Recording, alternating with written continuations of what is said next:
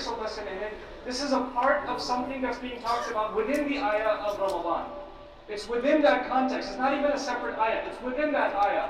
So there's something special about the ease Allah gives the Muslim in Ramadan by which he can do more ibadah and he and she can do the fasting in a way that they couldn't possibly do any other time. In other words, Ramadan is an indication that Allah's help is with every single one of us. Like when people wonder where is the help of Allah for me, actually the fact that you've experienced the month of Ramadan and you were able to complete the fasting by Allah's help, because He's the one who intended the ease for you, that in and of itself is an indication that personally Allah Azza wa Jal Himself intervened in aiding you and aiding me in our ability to complete this month. Try any other 30 days in a row, challenge yourself. See how that works out for you. Now, that's the first thing. After now Allah has told us that He wants ease for us in the same ayah, then He says, وَلِتُكْمِلُوا الْعِدَّةِ, and so that you can complete the count. And in other words, Allah did not tell us that we can complete the count of 29 or 30 days of fasting of this month until He told us first that He wants things to be easy for us. He did not tell us this 30 days, because if you don't tell the teacher, for example, it's incredible educational philosophy, teachers that come into the class on the first day of school and say, you know what, most of my students, I fail them. This is going to be a very difficult course. Most of my students end up failing. You know what happens? Most of the students actually do end up failing. Or he says more than half of my students end up dropping out because it's too difficult for them. Because he set the expectation of failure from the very beginning, people actually aren't able to complete. Allah set the expectation of success from the beginning by saying, look, I'm the one who's going to make it easy. Now you'll go ahead and complete the count. In other words, the encouragement to complete the ibadah of this month came from Allah Himself, وَلِتُكْمِلُوا الْعِدَّةِ. But then, وَلِتُكَبِّرُوا اللَّهَ عَلَى مَا هَدَاكُمْ. Beautiful. Allah Azza wa Jalla says, and this is the piece that I'd like to take most of my time in this short talk with you, discussing. And in order for you to declare Allah's greatness, this is one of the meanings. لِتُكَبِّرُوا اللَّهَ, to do takbir. So you can do the takbir of Allah based on the way He guided you. Now the most easy way to look at that, there are several ways that this has been interpreted classically. One of them is, of course, when we finish the month of Ramadan, we celebrate with the prayer of Eid. And when we're walking towards the prayer, what are we saying? Allahu Akbar, Allahu Akbar, La ilaha illallah. We're doing takbir. So Allah is saying that you can do the takbir the way in which you have been guided, the way He guided you. A side benefit of this remarkable ayah is there's actually, the way Allah guided us to do takbir on the way to the Eid prayer is actually not mentioned in the Quran except by this hint. يعني أشار إليه فقط. He just alluded to the fact that you should do takbir based on how He guided you. But who actually taught us what the takbirat are? Who taught us what the exact takbirat are and how you're supposed to do them and how loud you're supposed to do them? None of that is mentioned in the Quran. That is directly attributed to the Sunnah of the Messenger sallallahu alaihi wasallam. But notice in the ayah, وَلِتُكَبِّرُوا اللَّهَ, and He did not say وَلِتُكَبِّرُوا اللَّهَ عَلَى مَا هَدَاكُمُ الرَّسُولُ. He did not mention the Messenger sallallahu alaihi wasallam. He just said, you should declare the takbir of Allah, you should make the takbir of Allah based on how He, meaning Allah, guided you. In other words, when it comes to receiving guidance, we don't make a distinction between Allah and His Messenger sallallahu alaihi wasallam. Whatever guidance He gave you is actually the guidance Allah intended for you. This is what He intended for you. So that's a remarkable, nuance inside this ayah. But moving along, there's actually something far more profound even. As beautiful as the takbirs are that we make as we head towards the Eid prayer, the piece عَلَى مَا هَدَاكُمْ can be understood in a number of ways. One of the ways I just mentioned, based on how you have been taught. Like the Prophet taught it a certain way, sallallahu alayhi wa sallam, and we're going to do the takbirat that way. But عَلَى مَا هَدَاكُمْ could also mean that you declare Allah's greatness on account of the fact that, because of the fact that Allah guided you. In other words, you are celebrating the fact that Allah gave you people the Quran. This is what you're celebrating. And the Muslim form of celebration, the Masnoon form of celebration is the declaration of takbir. So now Allah is essentially saying then, you should celebrate because of the fact that you've been given guidance. لِتُكَبِّرُوا اللَّهَ عَلَى مَا هَدَاكُمْ. But then the final nuance that's inside this remarkable phrase, وَلِتُكَبِّرُوا اللَّهَ عَلَى مَا هَدَاكُمْ. Do we do these takbirat before or after Ramadan?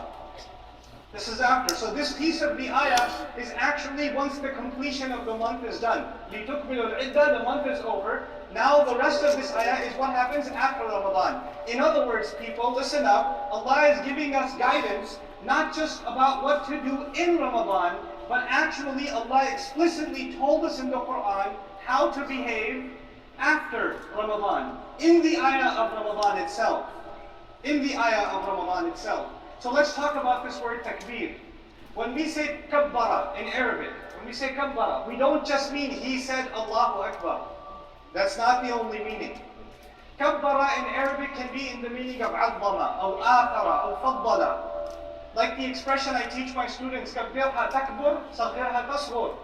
If you make a big deal out of something, it becomes a big deal. If you don't think much of something, it stays insignificant. The idea here, لِتُكَبِّرُ is if you complete these 30 days, you will recognize the greatness of Allah. You won't just say Allah is greater, you will internalize the greatness of Allah. Listen, every time you felt thirsty and did not go towards the fridge, you were practically recognizing Allah's greatness. Every single time you were waking up, crack of dawn, before Fajr even begins, to have a little bit to eat, you are recognizing Allah's greatness, knowing that even though you're asleep, your body is exhausted, you are going to fight every inclination in your body because Allah is greater than your urge to eat and drink after the time is up. So you've been trained for 30 days to prioritize Allah, to make Allah more important than even your personal needs. And now Allah is saying at the end of Ramadan, now that you've completed 30 days of practice, now you are ready to live a life in which Allah is more important, Allah is greater than all of your preferences. So you learn to put your own temptations, your own preferences, your own greed, your own lust, your own addictions underneath the greatness of Allah. You're able to put them, hold them back, and declare Allah greater. لِتُكَبِّرُ اللَّهَ, so that you can declare Allah's greatness. It isn't just a statement that Allah is greater. And by the way, the word akbar is not al-akbar. It's not afdal al-tafdil. In other words, it's not the superlative form. It's the comparative form. And there's a big difference between saying Allah is the greatest and saying Allah is greater. There's a humongous difference. The idea of the comparative is to suggest that Allah Azza wa Jalla, what He's asking of me is greater in importance. It's far more significant for me than anything else I want to do. Everything else is less important, So now, the kind of ihtimam we have, the kind of courtesy and preparations we make for iftar every day. It doesn't matter what's going on in these 30 days, the average situation for the Muslim is, iftar is an empty slot. You're not going to be doing anything else. Because that is the time to break your fast, do the act of ibadah, and pretty much everybody who's going to be making iftar, they're also going to be making salat. Because this is priority. Everything else is secondary. Everything else is secondary. Everything comes to a halt, stops. This is the training of Ramadan. In other words, it's not just about the day of Eid. The day of Eid is us declaring out loud from here on out, based on this training of 30 days, Ya Allah, you are our priority. Ya Allah, your ahkam, your instructions, and your guidance are more important to me, and the things that used to be a bigger deal to me before Ramadan are no longer a bigger deal. You are greater than all of those things. We're learning in this ayah that actually your relationship with the Quran in this month, these 30 days of exposure, not just of draining yourself in fasting, but also replenishing yourself with the word of Allah, with exposing yourself to the Quran, and making time to reflect and think about the Quran, and to recite it and to memorize it. In doing so, the net result of all of that, what is the juice of all of it? At the end of it, what do you get? You get to internalize that Allah is greater. That is worth this, please. Yes, thank you. Okay. You just get to realize Allah is greater. That's the summary of the entire month of Ramadan, لِتُكَبِّرُ, based on how He guided you. In other words, the more you recite the Quran, the more you declare and internalize Allah's greatness. The Quran becomes a means by which Allah is greater and greater and greater to you. We will never actually truly internalize the greatness of Allah. That is impossible. But we can progressively internalize His greatness more and more and more as we progress in our relationship with this book. And that is the gift that's been given to us at the end of this ayah. And by the way, if someone gets to, let me put it to you this way so you can I can share that final reflection with you, the final two reflections. Guys, we're so distracting. And he's so tall. That's the problem. I have to do it. Okay. It's okay, he still loses in basketball. Okay, so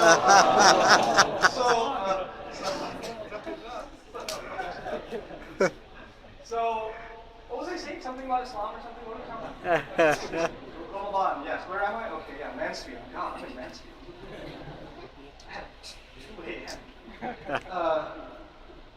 Why would anyone be in Mansfield at any hour? No, I'm kidding. Okay.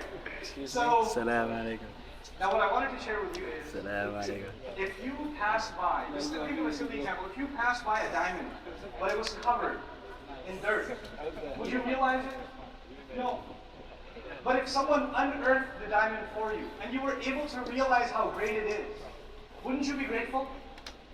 The idea here is, you will not truly realize the greatness of Allah the way you can in this month. And now that you have, you are able to now truly declare Allah's greatness the way He guided you. And once you realize the words of Allah, like Allah complains in the Quran and says, مَا قَدَرُ اللَّهَ حَقَّ قَدْرِهِ. They didn't appreciate, they didn't recognize, they didn't truly internalize the words of Allah as He deserved to be appreciated. They didn't do so. But this is the month to do so. If you realize what a treasure it is to get to know Allah through His book, then you will become grateful. And so the remarkable words at the end, وَلَعَلَّكُمْ تَشْكُرُونَ, and so that perhaps, hopefully, you will become grateful people. The ultimate thing of all the things we are grateful for, it is to get to know our Rabb, to get to know Allah through His own words. There is nothing that we can be more grateful for. The ultimate gift given to Rasulullah sallallahu alaihi wasallam is this Quran. And by extension, the ultimate gift you and I will ever have in our life is the word of Allah. There's no greater gift in our life than the word of Allah. And when you receive a gift, you're supposed to be grateful. So وَلَعَلَّكُمْ تَشْكُرُونَ. True gratitude at the end of this month is actually not just on completing the 30 days of the fast. And it's not just that we got to pray Eid, the Eid prayer, and exchange gifts and hugs and all of this stuff. Actually, the real gratitude here is the relationship we develop with Allah through His book. And if we did do that, practically, Allah did become our priority at the end of this month. If that did happen, then notice what is coming in the next ayah. This is not going to be a dars on the next ayah, but just how it begins. وَإِذَا سَأَلَكَ عِبَادِي عَنِّي فَإِنِّي قَرِيبٌ. Those are the ibad of Allah. These people who declared Allah's greatness, these people who understood the purpose of Ramadan is actually to finally get beyond Ramadan and develop a true relationship with Allah after this training is complete. Those are the ibad of Allah, and when they make dua, Allah listens. They are close to Allah, And that ayah is a remarkable expression of the closeness of Allah to the one who makes dua to Him. So my brief thoughts to you are, this month is awesome, but actually the ayah of this month wasn't just about this month, it is about what happens after this month. So let's start seriously thinking about what we're going to be doing after this month, because the Quran did not let us escape that thought. The Quran kept, within the ayah itself, pushed us to think, what is going to be my life after Ramadan is done? For a lot of you, as I was mentioning jokingly in another session, for a lot of you, you can't wait for Ramadan to be over because you've missed like 4 episodes already. Of whatever. And you're like, you think about playing, you're like, nah, it's Ramadan, I gotta play right now. I'm just gonna, but maybe you're not gonna finish the season or any other season anymore. You're done with that stuff because now Allah became more important. Maybe there's some really bad habits you held off on, but now that you realize Allah is greater than those disobediences you do in private to Him, maybe that's discontinued until further notice. It's just come to an end for you. But that's a personal journey you're going to have to make. And I pray Ramadan was a time where you, by completing the count that Allah is talking about, gain the strength and gain that gift from Allah where obeying Him becomes easier and disobeying Him becomes more difficult. I pray that Allah Azza wa Jal gives us that gift of guidance for every single one of us in our families. Barakallahu li wa lakum bil Qur'an al-Hakim wa nafa'ani wa iyyakum bil ayat wal hikam. Assalamu alaikum wa rahmatullahi wa barakatuh.